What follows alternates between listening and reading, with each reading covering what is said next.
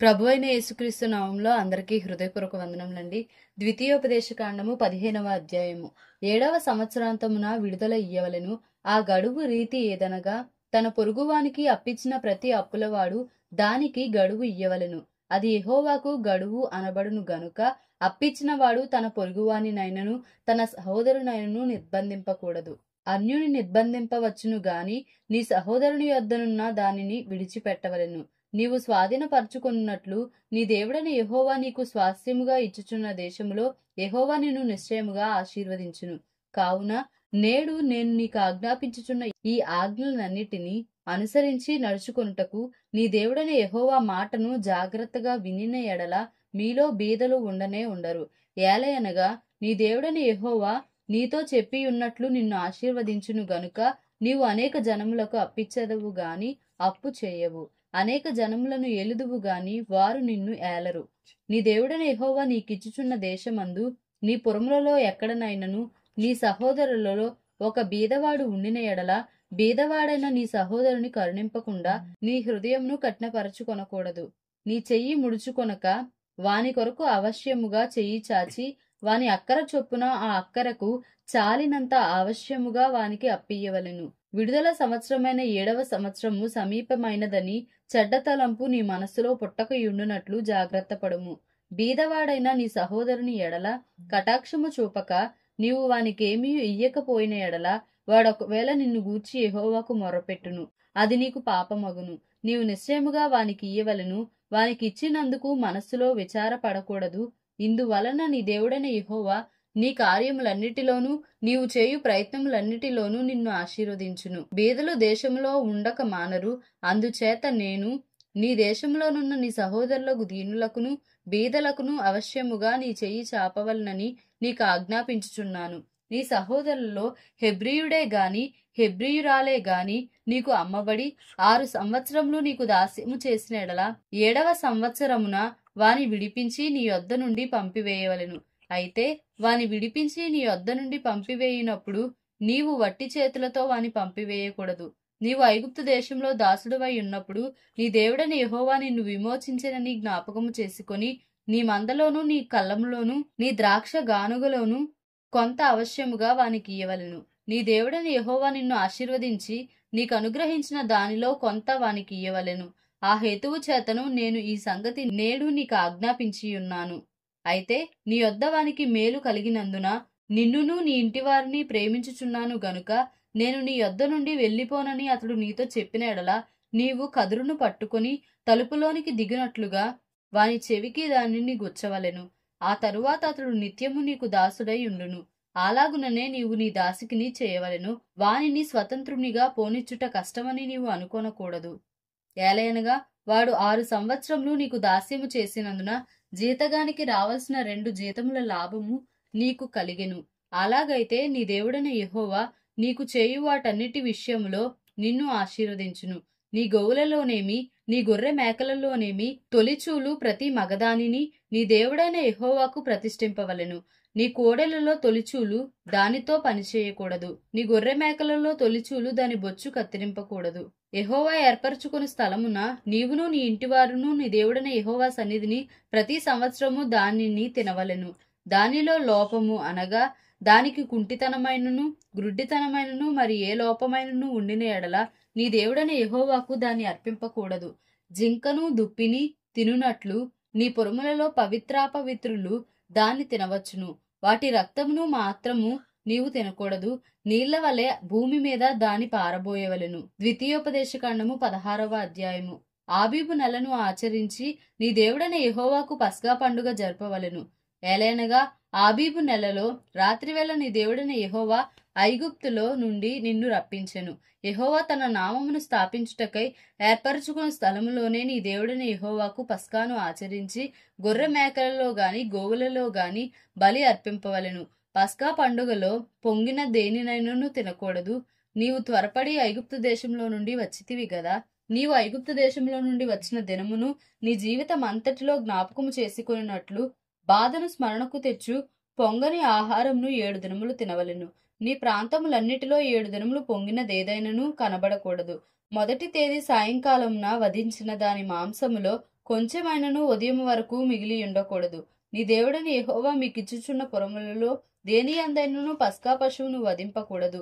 నీ దేవుడని యెహోవా తన నామమును స్థాపించుటకై ఏర్పరచుకున్న స్థలములోనే నీవు ఐగుప్తులో నుండి బయలుదేరి వచ్చిన వేళను, అనగా సూర్యుడు అస్తమించు సాయంకాలమున పస్కా పశువును వధించి నీ దేవుడనే యెహోవా ఏర్పరచుకున్న స్థలమున దానిని కాల్చి భుజించి ఉదయమున తిరిగి నీ గుడారములకు వెళ్ళవలెను. 6 దినములు నీవు పొంగని రొట్టెలు తినవలెను. 7వ దినము నీ దేవుడైన యెహోవాకు వ్రత దినము. అందులో నీవు జీవనోపాధి అయిన ఏ పనియు చేయకూడదు. 7 వారములను నీవు లెక్కింపవలెను. పంట చేనిపైని కొడవలి మొదట వేసినది మొదలుకొని 7 వారములను లెక్కించి నీ దేవుడైన యెహోవాకు వారముల పండుగ ఆచరించుటకై నీ చేతనైనంత స్వేచ్ఛార్పణమును సిద్ధపరచవలెను. నీ దేవుడైన యెహోవా నిన్ను ఆశీర్వదించిన కొలది దానిని ఇయ్యవలెను.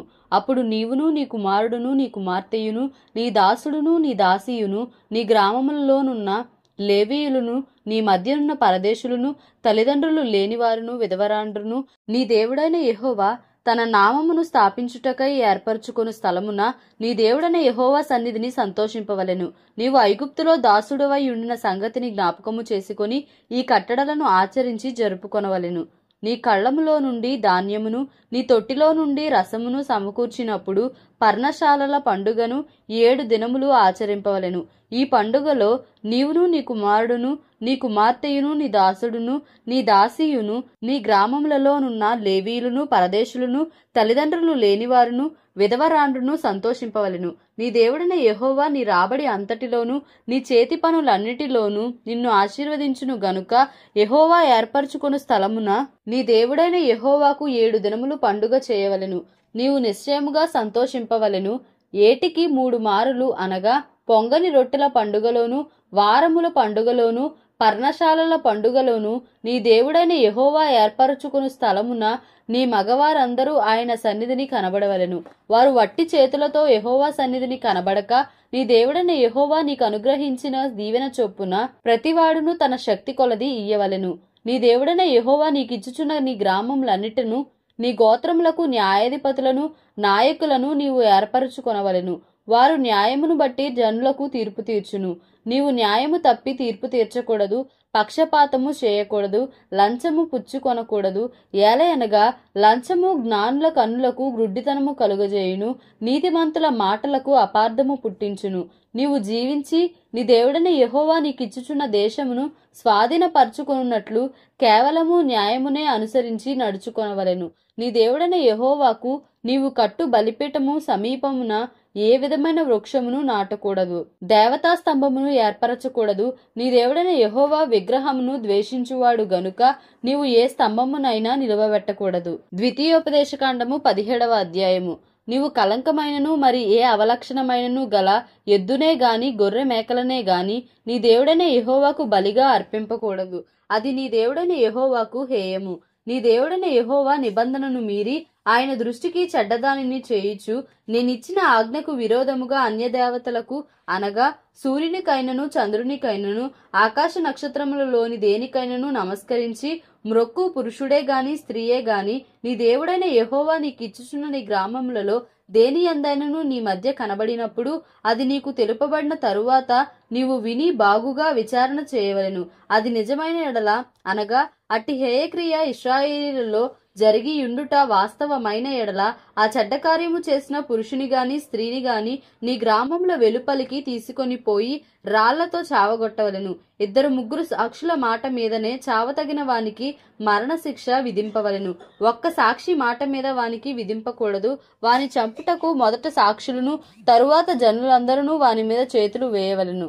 అట్లు నీ మధ్య నుండి ఆ చెడుతనమును పరిహరింపవలెను. హత్యకు వ్యాజ్యమునకు దెబ్బకు నీ గ్రామములలో వివాదములు పుట్టగా వీటి భేదము కనుగొనుటకు నీకు సాధ్యము కాని ఎడల నీవు లేచి నీ దేవుడైన యెహోవా ఏర్పరచుకుని స్థలమునకు వెళ్లి యాజకులైన లేవీయులను ఆ దినములలో నుండి న్యాయాధిపతిని విచారింపవలెను.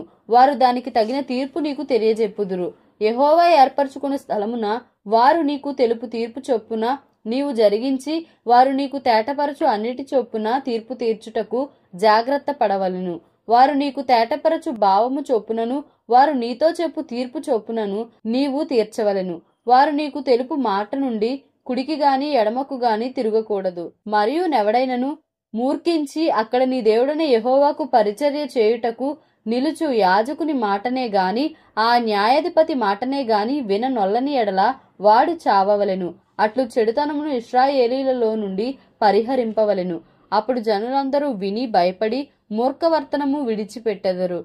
నీ దేవుడైన యెహోవా నీకిచ్చుచున్న దేశమున నీవు ప్రవేశించి దాని స్వాధీనపరచుకొని అందులో నివసించి నా చుట్టూనున్న సమస్త జనము వలె నా మీద రాజును నియమించుకొందును అనుకొనిన ఎడల నీ దేవుడైన యెహోవా ఏర్పరచు వాణ్ణి అవశ్యముగా నీ మీద రాజుగా నియమించుకొనవలెను. నీ సహోదరులలోనే ఒకని నీ మీద రాజుగా నియమించుకొనవలెను. నీ సహోదరుడు కాని అన్యుని నీ మీద నియమించుకొనకూడదు. అతడు గుర్రములను విస్తారముగా సంపాదించుకొనవలదు. తాను గుర్రములను హెచ్చుగా సంపాదించుటకు గాను జనులను ఐగుప్తునకు తిరిగి వెళ్ళనీయకూడదు. ఏలయనగా యెహోవా ఇక మీదట మీరు ఈ త్రోవను వెళ్ళకూడదని మీతో చెప్పెను.